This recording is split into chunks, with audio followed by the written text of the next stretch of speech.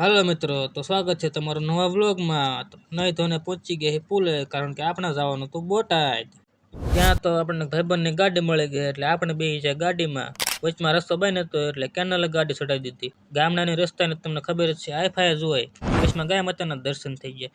પછી ઘડીક 500ની સ્પીડમાં ગાડી હંકાવીને તો ડાયરેક્ટ પહોંચી ગયા રંગીલા બોટાદમાં. અહીંયા તો આખા પુલનું ચિત્રકામ મોટા પાયે કરી નાખ્યું. આપણે પહોંચી ગયા ટાવર રોડે. ભાઈબંધ કે ચા પીવે, મેં કીધું હાલો હાલો, હવારમાં થોડુંક કોઈને મફત મુકાય, એટલે મફતની ચા પી લીધી. કોટો છોડાવીને આવી ગયા ડાયરેક્ટ રેલવે સ્ટેશને. ત્યાં તો આપણે ગાડી હોતો આવી ગઈ. ટ્રેન ઉભી રહી એટલે હળવકથી ચડી ગયા ટ્રેનમાં. લીધી ટ્રેનની ટિકિટ ને મળી સામેવાળી સીટ, પણ સીટ તો ખાલી છે. તો ટ્રેન ઉપડી ગઈ બોટાદથી ભાવનગર બાજુ.